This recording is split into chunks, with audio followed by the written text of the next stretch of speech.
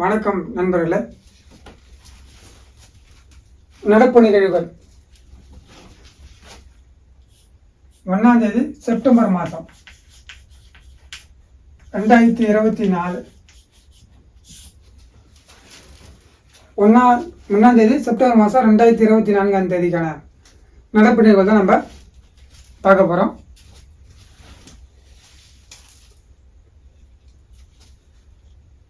செயற்கை நுண்ணறிவு ஆய்வகம்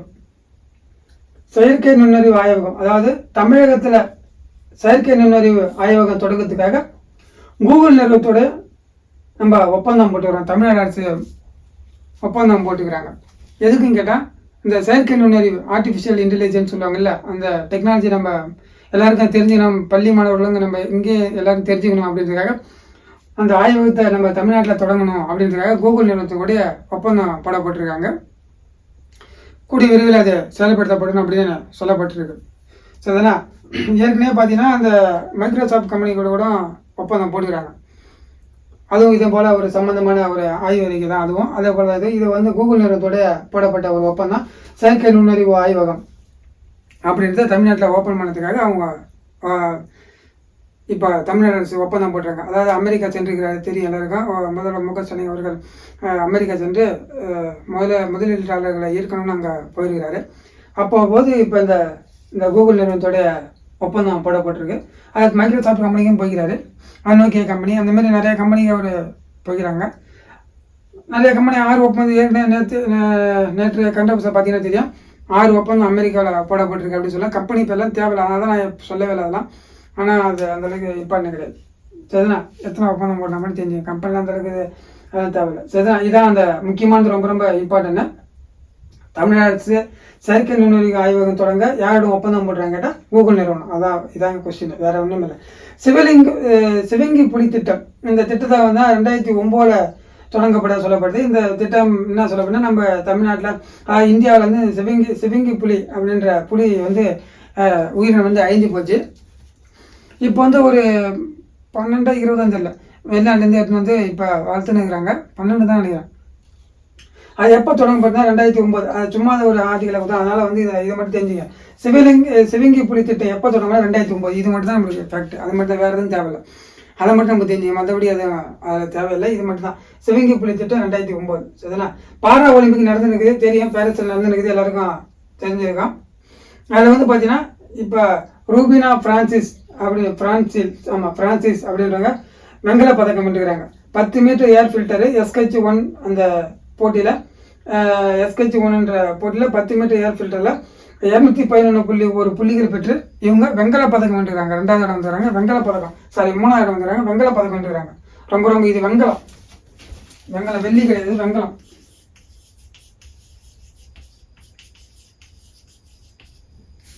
வெங்கல பதக்கம் வென்றுக்கிறாங்க. Rubina Francis 10 metre air filter, அந்த 10 மீட்டர் ஏர் ஃபில்டர் சொல்லுவாங்கல்ல, அந்த ஏர் பிஸ்டல், அந்த இது SH1 சொல்கிறாங்க. அதை 211 புள்ளிகளை பெற்று வெங்கல பதக்கம் வென்றுக்கிறாங்க. இதான் ரொம்ப ரொம்ப இம்பார்ட்டன்ட். இந்த இதில் பாரா ஒலிம்பிக்கில் இவங்க வெங்கல பதக்கம் வென்றார். இதுதான் இன்றைக்கி நான் கண்டபட்ச ரொம்ப அதிகமாக எதுவும் இல்லை. அதுக்கப்புறம் மோடி அவர்கள் வந்து மெட்ரோ ட்ரெயின் விட்டுறாரு. அது எங்கெங்கன்னு சொல்லிக்கிறாங்க. அதெல்லாம் தேவையில்லை. அதெல்லாம் ஏன்னா ஃபஸ்ட்டு விட்டு தான் கேட்பாங்க. இதெல்லாம் அந்தளவுக்கு எதுவும் இம்பார்ட்டன் கிடையாது. அதெல்லாம் தேவையில்லை. இது மட்டும் தான் நம்மளுக்கு இம்பார்ட்டன். கண்டபட்சம் பார்த்தா இது மட்டும் தான். ஃபேக்டாக இருக்கிறத மட்டும் படிங்க. ரொம்ப அதிகமாக நம்ம கண்டபட்சம் செஞ்சதுனால அந்தளவுக்கு இதெல்லாம் கிடையாது. இதெல்லாம் ஃபேக்ட் எதுக்குன்னு கேட்டால் பிலிம்ஸுக்கு, மெயின்ஸுன்னு பார்த்தா ஸ்கீம் தான். ஸ்கீமை படித்தா அது ஒரு யூஸ்ஃபுல்லாக இருக்கும். அதே மாதிரி எதாவது இருந்தால் நான் கன்ஃபார்மாக பண்ணுவேன் நான். ஓகே, குரூப் 2 மெயின்ஸ் வர மாதிரி நடத்துகிறேன். சரி, ஓகேவா? இப்போ செயற்கை நுண்ணறிவு ஆய்வகம் கூகுள் நிறுவனத்தோட ஒப்பந்தம். சிவங்கி புலி திட்டம் 2009. பாரா ஒலிம்பிக்கில் ரூபினா பிரான்சிஸ் 10 மீட்டர் ஏர் ஃபில்டரில் வெங்கல பதக்கம் வென்றுக்கிறாங்க. பாயிண்ட் பார்த்தா 211.1. இதான் அதுக்கான இன்னைக்கான கண்டபஸ்.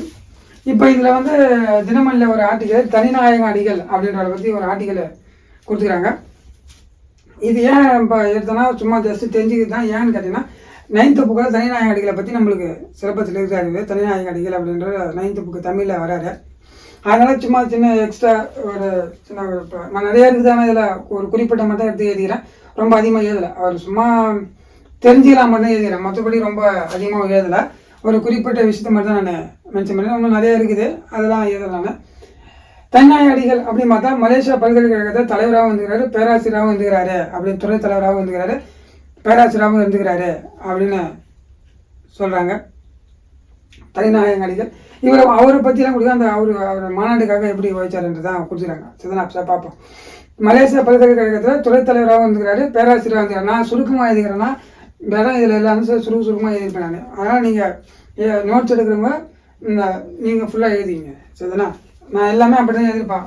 பிரயோஜனம் சுருக்கமாக என்ன தான் இங்கே போர்டு எனக்கு பார்த்தா, ஆனால் தான் அது சுருக்கமாக எழுதிச்சு. சரி, ஓகே.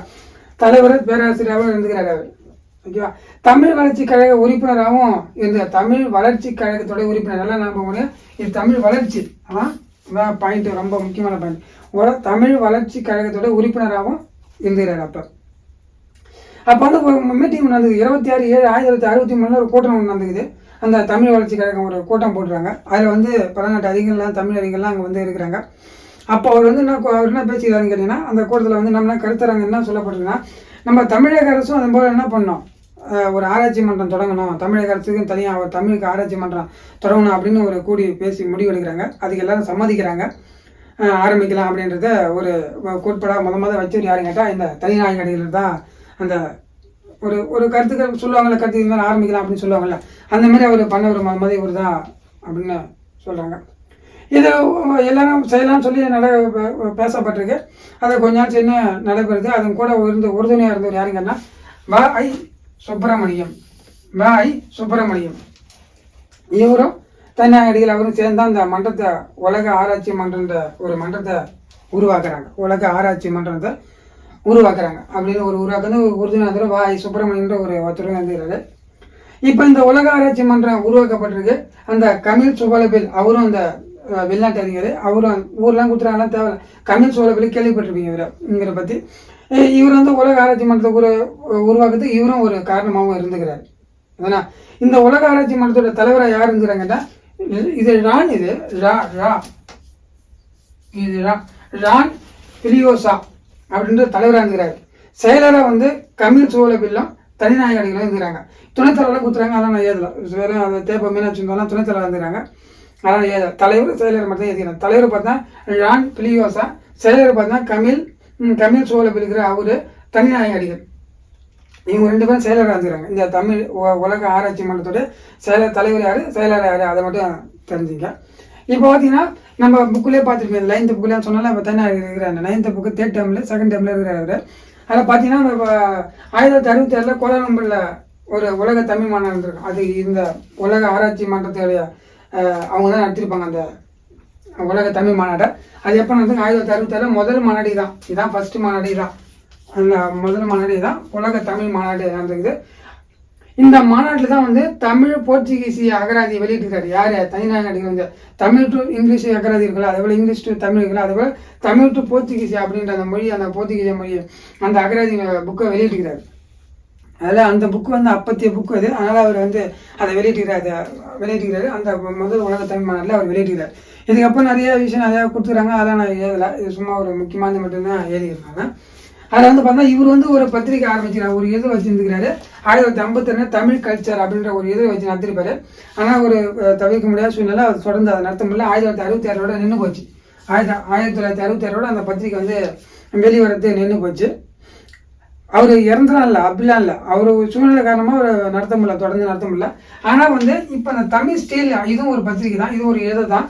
இந்த ஸ்டீல், இந்த தமிழ் ஸ்டீல்னு இருக்குதுல்ல, இந்த இது எதுக்குன்னு கேட்டால் இந்த ஆராய்ச்சி மன்றம், உலக ஆராய்ச்சி மன்றத்துக்கு அவங்க ஆரம்பித்த அந்த பத்திரிகை. அதில் வந்து ஆசிரியர் இருந்துக்கார், அதில் இதர ஆசிரியர் இருந்து அதில் பணிபுரிஞ்சு அதை கடைசியில் அவர் அதில் ஒர்க் பண்ணிக்கிறார் அவர். ஆனால் இந்த பத்திரிகை வச்சு அவர் சொந்தமாக ஒரு பத்திரிகை தமிழ் கல்ச்சர்னு பத்திரிகை வச்சு 1952 நடத்திக்கிறாரு. அந்த பத்திரிகை வந்து 1967 வந்து தான் இருக்குது. ஆக்சுவலாக பார்த்தா இந்த உலகம் தமிழ் மாநாடு இருக்குதுல்ல, அது வந்து அந்த பத்திரிகை வச்சுருக்காரு. அதுக்கப்புறம் அந்த பத்திரிகை செயல்படலை, அவரால் செயல்படுத்த முடியாமல் போயிட்டு இருக்குது. ஆனால் வந்து அந்த உலக மாநாடுலாம் முடிஞ்சதுக்கப்புறம் அந்த மன்றத்துக்காரங்களே ஒரு பத்திரிகை ஆரம்பிச்சிருக்காங்க, தமிழ் ஸ்டீல் அந்த பத்திரிகை. அதில் வந்து ஆசிரியராக ஒர்க் பண்ணிக்கிறார். ஓகேவா. அந்த காலத்தில் வந்து தமிழ் நூல் அச்சகம் யார் ஆரம்பிச்சது அப்படின்னா இதில் பேரை கொடுத்துக்கிறாங்க வச்சுங்களா. அவர் பேர் வந்து என்னென்னு பார்த்தீங்கன்னா கத்தோலிக் குருக்கள் அப்படின்ற ஆரம்பிச்சுக்கிறார். அவர் தான் முதல் தமிழ் அச்சகம் ஆரம்பிச்சது அப்படின்னு குறிப்பிடப்பட்டிருக்கு. அதன் பிறகு பார்த்தா நிறைய புக்கு இருந்த இவரால் தான் வந்து புக்கெலாம் தமிழ் நூல்கள்லாம் அச்சிடப்பட்டு அப்பயே 16ஆம் நூற்றாண்டிலே அச்சிடப்பட்டு வெளியிடப்பட்டிருக்கு அப்படின்றது வெளிக்கொண்டு வந்துட்டு இவராக தான் சொல்லப்படும். நிறைய புக்கு வணக்கம் தம்பிராயன் அப்படிலாம் இருக்குல்ல, அந்த புக்கெலாம் வந்து இவர் தான் வெளியிட்டுக்கிறாரு அப்படின்லாம் சொல்கிறாங்க. இன்னும் தனியாக எக்ஸ்ட்ரா பாயிண்ட்லாம் இருக்குது, அதெல்லாம் நம்ம எதுவும் தேவை சொல்லி இது முக்கியமாக இந்த மாநாடுக்காக சொன்ன மாநாடு இந்த தமிழ் போர்ச்சுகீஸ் அகராதி புக்கு வெளியிட்டுக்கிறாரு. இதில் இவருடைய பத்திரிகை பார்த்தா தமிழ் கல்ச்சர் இதை அவர் நடத்துகிறாரு. அதில் ஒரு பத்திரிகை வேலை செஞ்சது பார்த்தா தமிழ் ஸ்டீல். அது யாரோட பத்திரிகைனா இவங்க இந்த உலக ஆராய்ச்சி மன்றத்துடைய பத்திரிகை, அதை பற்றி அவங்க வெளியிடுறதுக்காக அந்த ஒரு அந்த பத்திரிகை அதை வேலை செஞ்சுக்கிறாரு. இதை செய்கிறாரு. அவள் தான் மலேசியாவோட பல்கலைக்கழக தலைவர் வந்துருக்காரு, பேராசிரியர் வந்துருக்காரு, தமிழ் வளர்ச்சி கழகத்தோட உறுப்பினர் வந்துருக்காரு. அந்த உறுப்பினர் வந்து அந்த ஒரு மீட்டிங் நடக்குது 26/7/1963 கூட்டம் போட்டு மன்றம் நடக்குது. அந்த மன்றத்தில் என்ன சொல்கிறாங்க, ஒரு உலக ஆராய்ச்சி மன்றம் ஆரம்பிக்கணும், உலக ஆராய்ச்சி மன்றம் ஆரம்பிக்கணும் அங்கே ஒரு பேசப்படுறாங்க, அங்கே மீட்டிங்கில் பேசுகிறாங்க. அதுபோல் செயல்படுத்தி பார்க்குறாங்க. இவர் உறுதுணையாக இருந்தவர் ஐ சுப்பிரமணியம் ஒரு ஆள், அதே போல் கமில் சோழவில் இருந்துக்கிறாங்க. இதில் வந்து என்னுடைய உலக ஆராய்ச்சி மன்ற தலைவராக யார் இருந்துக்கிறாங்க, டான் பிலியோசான்றவர் இருந்துக்கிறாரு. செயலராக யார் இருந்தாங்கன்னா கமில் சுப்பரவிலும் தனிநாயகர்களும் இருந்துக்கிறாரு. சரிங்களா? இதெல்லாம் சும்மா ஒரு ஆர்டிக்கல், அதனால் தெரிஞ்சு வச்சதில் ஏன்னா கொஸ்டின் தமிழ் புக்கு இருந்ததுனால அதை கொஞ்சம் எடுத்து நான் ஒரு குறிப்பிட்ட மட்டும் நான் எழுதினேன். சரிங்களா? யூஸ் பண்ணிங்க. அதுக்கப்புறமா தான் கண்டபுசம் பார்த்தா இதான் 1 செப்டம்பர் மாதம் 1 2024 கண்டபுசம் பார்த்தா இதான் செயற்கை நுண்ணறிவு ஆய்வகம் தமிழகத்தில் ஓப்பன் பண்ண போகிறாங்க. கூகுள் நிறுவனத்துடைய ஒப்பந்தம் போடப்பட்டது. தமிழக அரசு வந்து கூகுள் நிறுவனத்தோட ஒப்பந்தம் போட்டுறாங்க செயற்கை நுண்ணறிவு ஆய்வகத்தை தமிழ்நாட்டில் தொடங்கிறதுக்காக. சிவிங்கி புலி திட்டம் 2009 இது நல்லா தெரிஞ்சு வச்சுங்க. பாரா ஒலிம்பிக்கில் ரூபினா பிரான்சிஸ் அப்படின்றவங்க வெண்கல பதக்கம் எடுத்துக்கிறாங்க. அவ்வளோதான். நன்றி, தேங்க்யூ.